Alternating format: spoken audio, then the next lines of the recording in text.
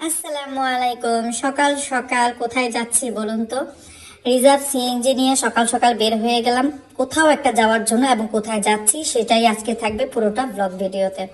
চলে আসলাম ব্রাহ্মণবাড়িয়া, আমার বড় ননাসের বাড়ি সরকারপাড়া। সরকারপাড়া আমার বড় ননাসের বাড়ি, এটা অনেকেই জানেন। আর ওনার পুরোটা ফ্ল্যাটই ওনার ভাড়া দেওয়া, আর উনি নিজে থাকেন ওই পাশে, ওইটা 2 তলা করা। তো আলহামদুলিল্লাহ ননাসের সাথে দেখা হয়ে গেল, একটু রেস্ট নিয়ে ননাসকে নিয়ে বের হয়ে গেলাম। এই যে উনি আমাকে খুবই আদর করে, ছোট বোনের মতো। আর উনি হচ্ছে আমার শ্বশুরের সর্বপ্রথম সন্তান, ওই হিসাবে উনি ওনার ভাই বোন সবাইকে অনেক টেক কেয়ার করে রাখে। তো এই যে আমরা একটা রিজার্ভ গাড়ি নিয়ে নিয়েছি, এবং এই গাড়িতে করে এখন আমরা টই টই করে কোথায় চলে যাচ্ছি অবশ্যই পুরোটা ব্লগ ভিডিও দেখতে হবে এবং সাথে থাকতে হবে। যারা যারা রাস্তাটা চিনতেছেন তারা অবশ্যই বুঝতেছেন আমি কোন দিকে রওনা করেছি। ভিউগুলো অনেক ভালো ছিল, সুন্দর সুন্দর ভিউ ছিল, ওই ভিডিও নিয়ে ভিডিও করে ফেললাম টুকটাক। তো এটা ছিল আমার শ্বশুরের গ্রামের স্কুলের একটা ভিডিও। তো আমরা আসলে আমার শ্বশুরের গ্রামের বাড়ি চলে আসি ওইখানে আজকে আমাদের একটা বিয়ের দাওয়াত ছিল ওইখানে। তো এটা ছিল আমার শ্বশুরের গ্রামের স্কুল, মানে বাড়ির গ্রামের স্কুল শ্বশুরের। আমার শ্বশুর কিন্তু এই কসবা আপনার স্কুলে কিন্তু টিচার ছিলেন, মানে খুব সুনামধন্য একজন টিচার ছিলেন। এবং আমার শ্বশুরের কিন্তু আরেকটা নাম আছে, সেটা আমরা আরেকদিন। আর এই যে দেখেন আমার কিউট আব্বা সোনা নেমে গেছে গাড়ি থেকে, ও সারাটা রাস্তা আমাদেরকে এন্টারটেনমেন্ট করতে করতে আসছিল। তো আমরা আজকে আমার এক শ্বশুরের এক আত্মীয়ের মানে বিয়ের দাওয়াত খেতে চলে আসি।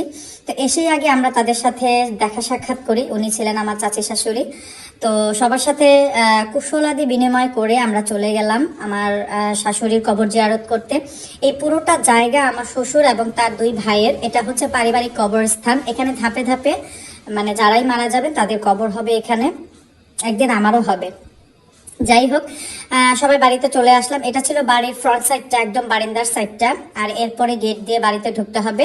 তো বাড়িটা ছিল একদমই আপনার এল সাইজের, মানে এল শেপের মতো। আর এই সাইডের যে টিন শেড বাড়িগুলো দেখতেছেন, এখানে ছিল, এখানে আপনার বাড়ির কেয়ারটেকার থাকে, ও আমাদের বাড়িটা এবং আশেপাশের গাছগাছালি সবকিছু দেখে শুনে রাখে। আর এই যে বাড়িঘর আসলে এতটা পরিষ্কার না, ধুলোবালি জমে আছে। আর হঠাৎ করে আমরা আসছি, আর আমরা যেহেতু কেউ থাকি না অবশ্যই ময়লা পড়ে থাকবে। তাই প্রত্যেকটা রুম খুলে খুলে দেখাতে পারলাম না, যা যা ছিল সেগুলোই দেখাচ্ছি। আর এটা ছিল আপনার রান্নাঘর, কলের পাড়, এবং বাহিরে একটা বাথরুম ছিল সবার জন্য ইউজ করার জন্য। আর এটা ছিল আপনার বাড়ির একদম পিছন সাইডটা। এখানে সবগুলো গাছ আমার শাশুড়ির হাতে লাগানো। সত্যি কথা, আমি এখানে আসার পরে খুব আবেগী হয়ে যাই, মার সাথে কাটানো সময়গুলোর কথা ভাবি। এবং দেখেন মাশাল্লাহ, মার হাতে লাগানো গাছে কাঁঠালও চলে আসছে আলহামদুলিল্লাহ। এরপরে আমরা বেশি দেরি করি নাই, আমরা আসলে চলে গিয়েছিলাম, কারণ আমাদের হাতে সময়ও খুব কম। আমরা দেরি করলে আবার বাসায় ব্যাক করতে আমাদের সময় লাগবে।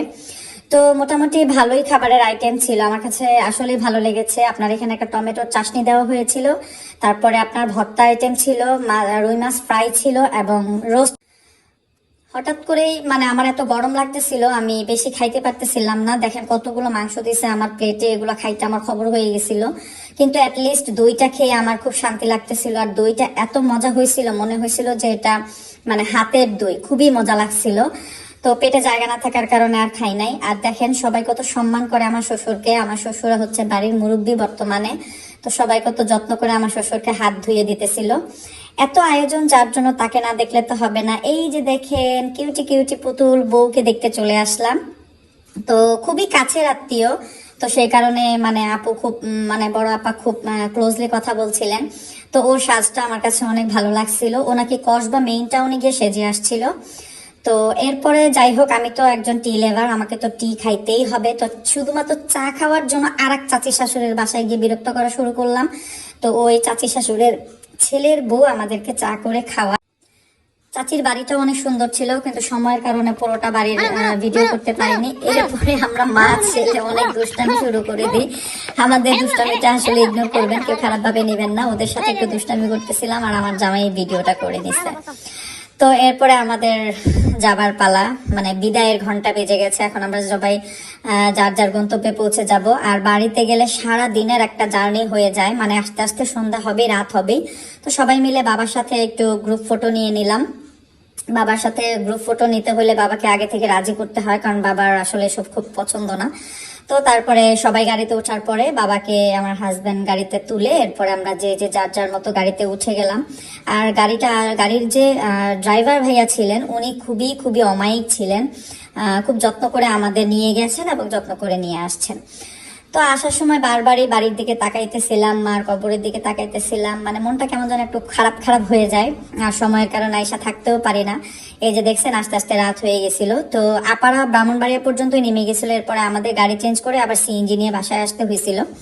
তো এরপরে দেখেন বাসায় আসার পরেই দেখেন উনার অবস্থা দেখেন, আরে বাবা রে, উনি এই দরজায় বসেছিলেন, সারাদিনে কোনো খাবারও খায় নাই, এই যে আসার সাথে সাথে তার বিচার দেওয়া শুরু হয়ে গেছে।